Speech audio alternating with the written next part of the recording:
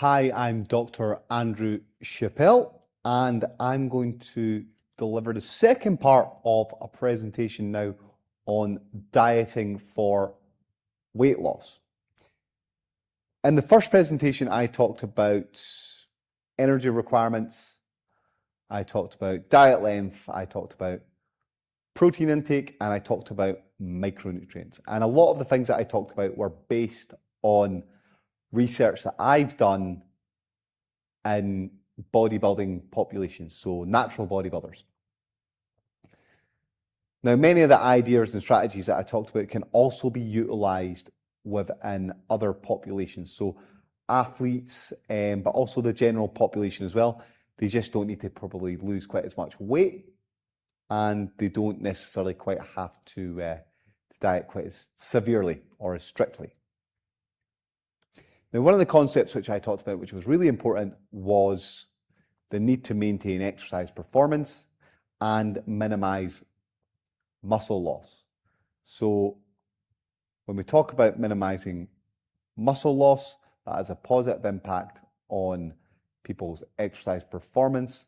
And for my bodybuilding populations, it also influences the physical appearance of the individual. So although we can have lots of different strategies which can be effective for weight loss, our goal is not just to have smaller human beings, it's to improve that ratio of muscle mass to fat mass so that athletes can perform at their best.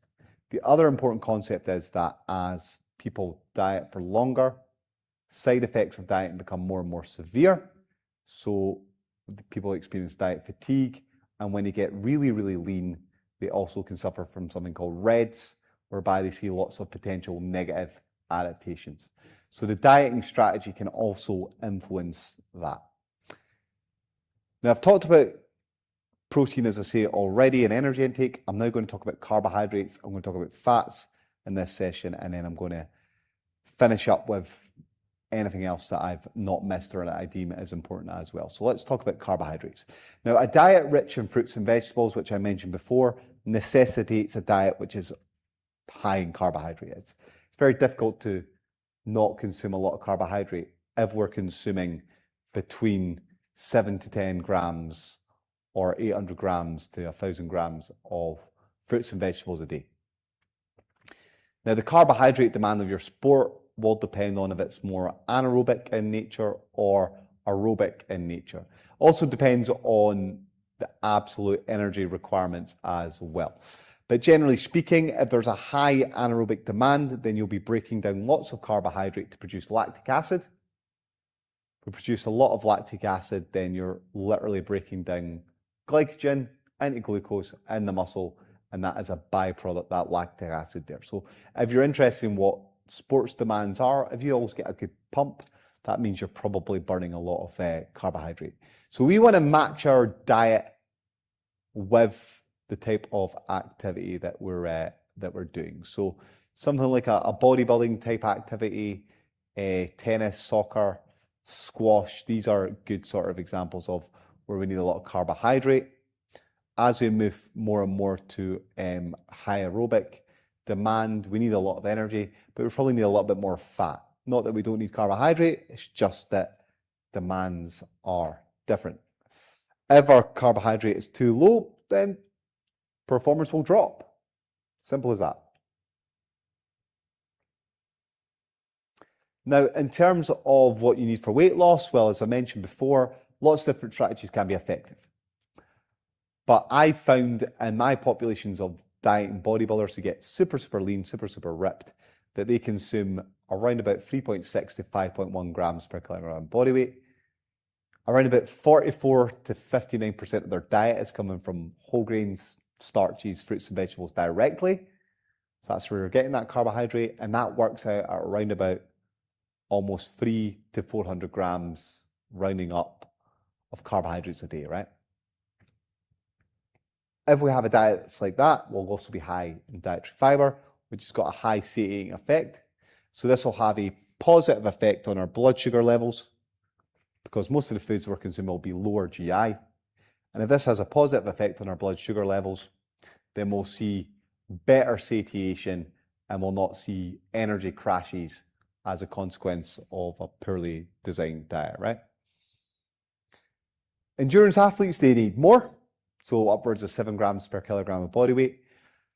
Problem is, when it comes to weight loss or fat loss, carbohydrates is one of those things which is often restricted as a consequence of having to create a calorie deficit. We often preserve the protein content from there. So we have to bear that in mind. We also have to be mindful that if carbohydrates are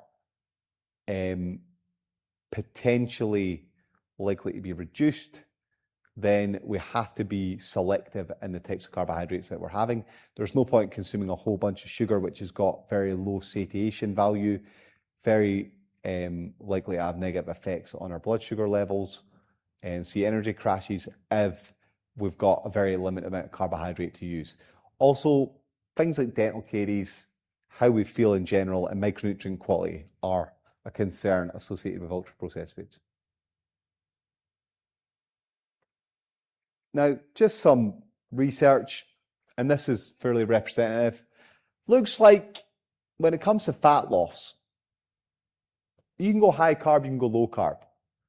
Both of them seem to be as good as each other, right? The big questions are, which is better at maintaining exercise performance? Most of the research seems to indicate that when it comes to athletic performance, you need the carbohydrate. So you can go low carb, you can lose weight, but if your performance drops, that's important for an athlete, okay? You don't need your performance dropping, you need to maintain that. When it comes to skeletal muscle mass, again, maybe there's a preserving effect associated with the carbohydrate, and maybe that's related to performance in the gymnasium or on the track. Here's more backing up what I was just saying earlier on about anaerobic sports. Most of them are net users of glycogen, yeah? And here's a famous study at the bottom here, which looks at a mixed diet, a low carb diet, and a high carb diet, and looking at time to exhaustion and endurance. And what you generally see is that athletes just perform better for longer with a higher carbohydrate diet, thus backing up the study that I showed you earlier on. You've also got here an example of what happens to muscle glycogen levels on a high versus low carbohydrate diet. And as you introduce exercise bouts, carbohydrates get depleted over time.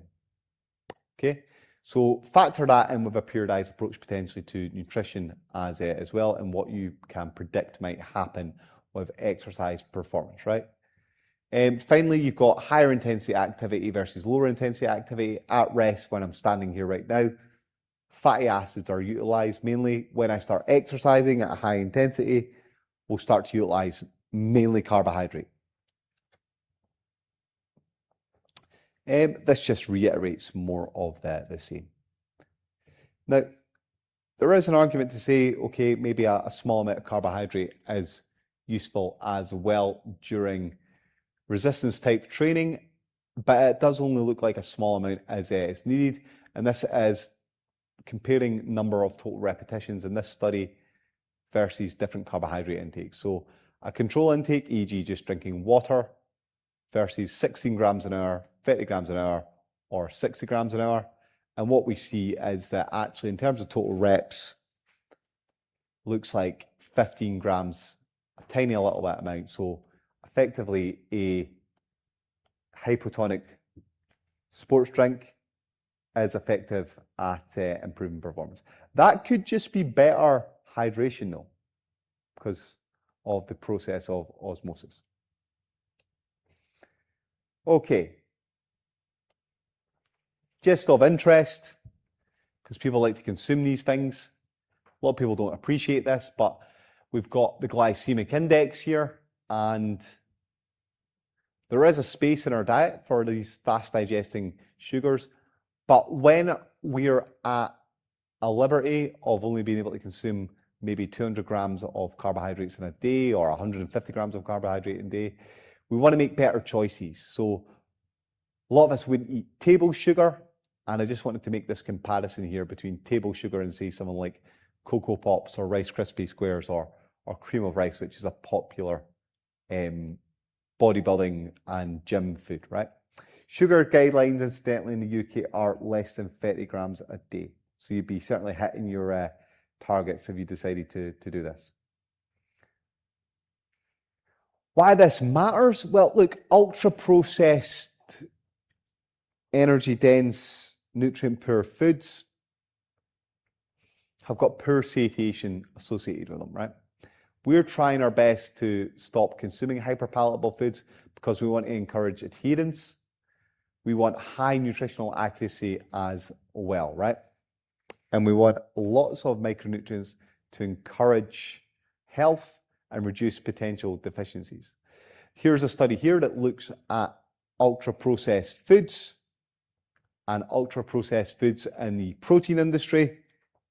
And from 30 out of 45 studies, they found that 28.6 to 149.3 fat content percentage failed to match the label content. So it was either higher or lower in this case. So there might be way more sugar and way less protein in things like this than actually you anticipate. So probably just stick with the high quality foods. Here's the study here. There's also an advantage for our gut microbiota when it comes to eating better quality foods. So this is where we want to try and push people towards. Our UK fibre intake guidelines are 30 grams a day. They're also 5 per day in terms of fruits and veggies. And this is because of the micronutrients, but the satiation value and all of the great additional prebiotic effects that you might potentially get off the back of this as well, which have positive effects on our gut health as well. Low carbohydrate approaches, keto approaches move you away from potentially being beneficial for your gut, okay? So you're maybe storing up issues in the long term. However, acutely, we have to be mindful of what is the goal here. Is it more healthy for someone to lose the weight than to keep the weight on? I've mentioned this already, so I'm just going to move past this one. Okay, rounding out the carbohydrates. Strength and power athletes. The general recommendation, if you go on to, say, the American College of Sports Medicine website or IOC or GISSN, is between 47 grams per kilogram of body weight. That's what they recommend to athletes. You can lose weight between 4.6 to 5.1 grams per kilogram body weight if you're an elite level bodybuilder, it looks like. Okay. However, when it comes to weight loss, you need to cut something. That may be carbs, it may be fat. Okay, but you can certainly do it. So don't be scared of them, because it will impact your performance, and we want to try and maintain our performance as much as possible. If we can maintain our performance, that's got a positive effect probably on muscle mass and muscle mass retention. If you plan your carbohydrates around training sessions, or where the demands are, that is one way in which you could get away with a lower carbohydrate diet. You can also do strategies like refeeding and diet breaks and so on. We need to have a diet rich in fruits and vegetables and whole grains. And by necessity, that means that you can't minimize your carbohydrate intake because of that. So I would always sort of err towards ensuring we have enough carbs in the diet. What about fats? What do you know about fats? In my opinion, fats are probably the most poorly understood of the free macronutrients, not including alcohol. The average gym person and athlete doesn't really understand the role of fats. They sort of just think of fat and they think if I eat fat, I'll get fat. And I think that's as far as it goes. However, they don't consider if they've got enough fat in their diet and they're eating carbohydrates, that their body will utilize some of that fat as energy and preserve the carbohydrate. So you've got carbohydrate sparing properties associated with it. The other thing is, when it comes to dieting, it's really important that we consume enough fat in our diet, because that is a source of fat-soluble vitamins. But fats are really important because they're responsible for hormonal production. Okay? Sex hormones are made from fats or fat-associated molecules like cholesterol. So we need to make sure we get enough fat in our diet. You also have a requirement for essential fatty acids. And many people have suggested that essential fatty acids will also be termed micronutrients, so vitamins and minerals. They've got atherosclerotic properties in terms of prevention. They're also anti-inflammatory, and they may even promote muscle protein synthesis. So fats are good for us. We need them in our diet, and we particularly need them in our diet as we're getting leaner and leaner and leaner to preserve function and make sure we're as healthy as possible. Because, like I keep saying, a healthy diet is a high-performance diet. Now, this is a study of 2,546 men, whereby they put them into different groups in terms of fat intake. So you've got 13% of the diet coming from fat up to 23% of the diet coming from fat. And what we see is when we increase the fat content of the diet, you see a higher production of testosterone as a consequence, mainly from saturated fat. Okay, so saturated fat is important because it increases our androgen content in our body. So we need the fats to make sure we maintain testosterone production. The same is true when it comes to females and estrogen production as well, right? So we need the fat. Most physique athletes are getting their fats from nuts and seeds, a little bit from red meat, most of it's coming from white meat, dairy, eggs, some vegetable oil, right? Fish is probably not that high. Most of it's probably white fish, but you can see the breakdown of their diets from here. This is at the start of the diet compared to the end of the diet. So dairy goes down over time, so fat is being reduced, vegetable oil is being reduced as well. White meat's probably going up, red meat's going down, nuts and seeds are going down. So they're reducing their fat intake over time. Lots of bodybuilders are low-fat dieters, and that's borne out by the research evidence I showed in the previous lecture. 0.6 to 0.9 grams per kilogram of body weight, right? UK average fat intakes are 95 grams to 70 grams. That's the recommendation. So a lot of people in the gym will be consuming less than that. And the irony is, lots of athletes like to think of themselves as superhuman and super capable. But when it comes to their diets, they're not even meeting minimum thresholds for what is required to maintain health for an average person. So in that respect, they're under eating, okay? And the thing is, lots of gym populations and bodybuilding populations favor ultra-processed foods, but highly refined sugar items rather than ones which are high in fats, right? And one of the biggest anomalies when it comes to bodybuilders is when it comes to gaining weight. Even then, they'll be low-fat dieters. And they do lots of unusual things as well, which means that they'll miss out on fat-soluble vitamins, they'll avoid egg yolks, full-fat dairy, fatty cuts of meat, but then they'll opt for, like, say, peanut butter, which is an ultra-processed food, instead. They'll do things like take out egg yolks and throw them away, and then put nuts in the diet later on.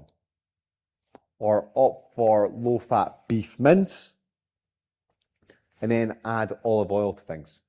It's very, very common for them to do it. And this is obviously not very efficient in terms of just designing a diet, but it's extremely expensive as well at the same time. Likewise, lots of bodybuilders, again, low-fat dieters when bulking, they'll eat hundreds of grams of carbohydrate and then avoid the fat in the diet. Again, doesn't make sense.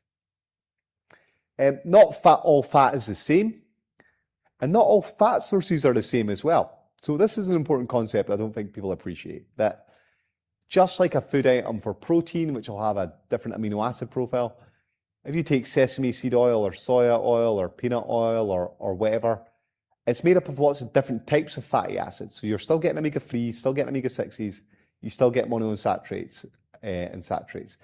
The healthiest or the best we can really go for is to aim for a diet high in monounsaturated fatty acids and polyunsaturated fatty acids, because usually the saturated fatty acids will take care of themselves. These monounsaturated fatty acids, polyunsaturated fatty acids, are also cardioprotective. Ultra-processed foods tend to be atherosclerotic.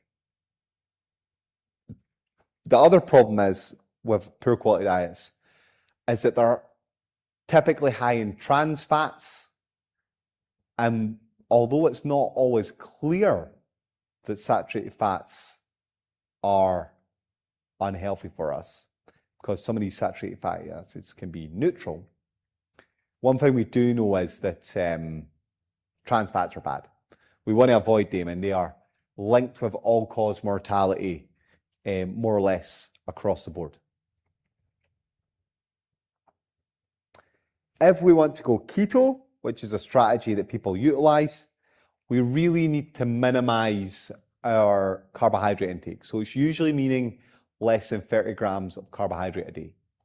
And what will happen is our body manufactures glucose or ketones as a fuel source for our brain. Okay? So what will happen is we take triglycerides, we break them down, we take amino acids and we break them down for a process called gluconeogenesis. When the carbohydrate supply is limited, we produce ketone acids as a result of this. And those ketones are really satiating. They make us feel fuller for longer, and our body utilizes them as a way of maintaining our brain function. You see rapid weight loss with this. And one of the reasons is because our muscle glycogen stores get depleted. Muscle glycogen is stored with water, so you see great weight loss. And that's very, very satisfying and motivating for a lot of people.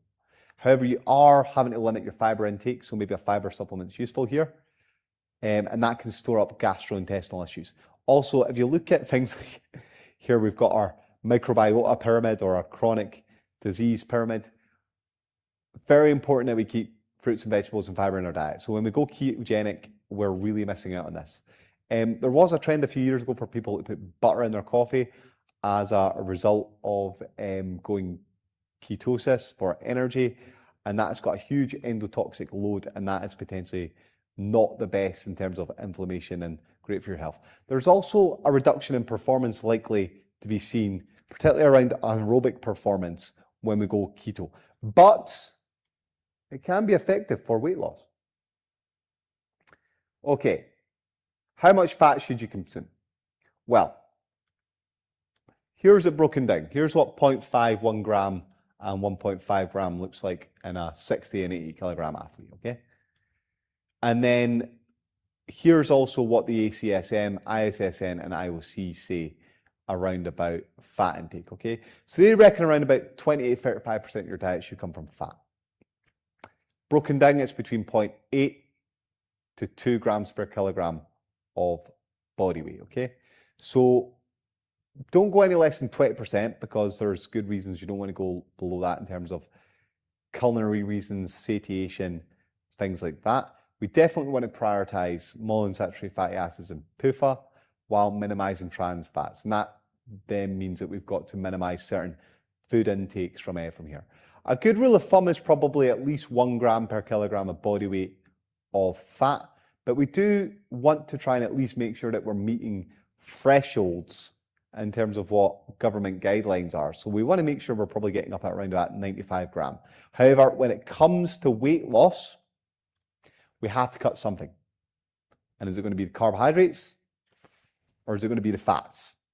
And typically a lot of people in that space of bodybuilding, physique changing, transformation will cut the fats.